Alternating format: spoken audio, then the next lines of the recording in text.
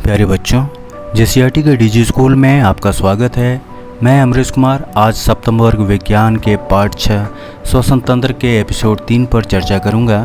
आज के पाठ अंतर्गत मेढक, तिलचट्टे, मछली एवं पौधों में श्वसन प्रणाली को हम समझेंगे।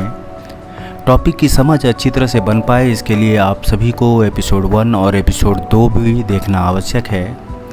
वीडियो को शुरू से अंत तक अवश्य देखें और वीडियो अच्छा लगे तो लाइक करें और शेयर करें, और अगर आप मेरे चैनल पर नए हैं तो मेरे चैनल को सब्सक्राइब करें।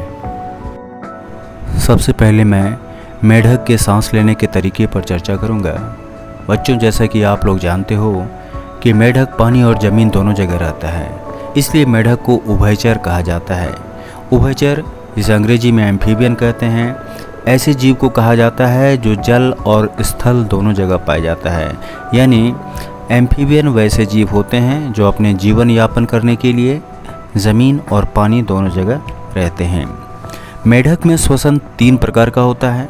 पहला है त्वचीय श्वसन, यानी स्किन के द्वारा रेस्पिरेशन। मेढक जब जल में रहता है तो अपने त्वचा के द्वारा सांस लेता है। जल में घुलित ऑक्सीजन विसरण विधि द्वारा त्वचा से विसरित होती है। दूसरी विधि है मुखगुही श्वसन, यानी मुंह माउथ के द्वारा सांस लेना।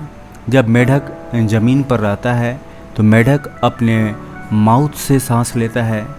मुख के द्वारा ऑक्सीजन ग्रहण की जाती है एवं मुख के द्वारा ही कार्बन डाइऑक्साइड बाहर निकाली जाती है। तीसरी विधि है फेफड़े के द्वारा श्वसन। मेढक जब स्थल में रहता है तो फेफड़े के द्वारा श्वसन करता है।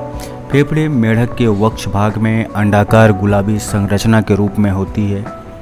ऑक्सीजन नासामार्ग से होते हुए फेफड़े में प्रवेश करती है तथा कार्बन डाइऑक्साइड फेफड़े से नासामार्ग होते हुए बाहर निकलती है। अब मैं रेस्पिरेशन इन कॉकरोच यानी तिलचट्टे में श्वसन पे चर्चा करूँगा। तिलचट्टा में छोटे छोटे छिद्र होते हैं। इन छिद्रों को श्वास रंध्र स्पाइरकल्स कहते हैं। इनके शरीर में गैसों का विनिमय के लिए वायु नालियों का जाल बिछा होता है। इस जाल को श्वासनाल या वातक, जिसे अंग्रेजी में ट्रैकिया कहते हैं। ऑक्सीजन समृद्ध वायु श्वास रंध्रों से श्वास नालों में जाकर शरीर के ऊतकों से होकर शरीर के प्रत्येक कोशिकाओं में पहुंचता है। कोशिकाओं से कार्बन डाइऑक्साइड श्वास नालों से आती है और श्वास रंध्रों से बाहर निकल जाती है। अब मैं मछलियों में श्वसन किस प्रकार होता है इस पर चर्चा करूंगा। मछली तथा पानी में रहने वाले जीवों में गलफड़ा, जिसे अंग्रेजी में गिल्स कहते हैं, पाया जाता है। गिल जल में घुली ऑक्सीजन का उपयोग श्वसन के लिए करते हैं।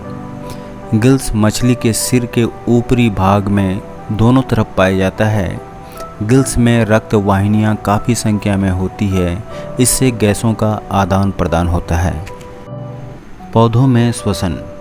पौधों की पत्तियां एवं अन्य भागों में ऑक्सीजन और कार्बन डाइऑक्साइड के आदान प्रदान के लिए सूक्ष्म छिद्र होते हैं, जिसे रंध्र स्टोमाटा कहते हैं। रंध्रों के द्वारा ये वायु से ऑक्सीजन अंदर लेते हैं तथा कार्बन डाइऑक्साइड निर्मुक्त करते हैं। इनकी कोशिकाओं में भी अन्य जीवों की तरह ग्लूकोज का विखंडन कार्बन डाइऑक्साइड तथा जल में होता है। इस प्रकार आज के वीडियो में हमने सीखा कि श्वसन एक महत्वपूर्ण जैविक प्रक्रम है। सभी जीवों को आवश्यक ऊर्जा प्राप्त करने के लिए श्वसन की आवश्यकता होती है। बच्चों, आज का ये वीडियो आपको कैसा लगा YouTube के कमेंट सेक्शन में कमेंट करके बतलाएं, और इसी तरह के एजुकेशनल वीडियो को देखते रहने के लिए मेरे चैनल को सब्सक्राइब करें।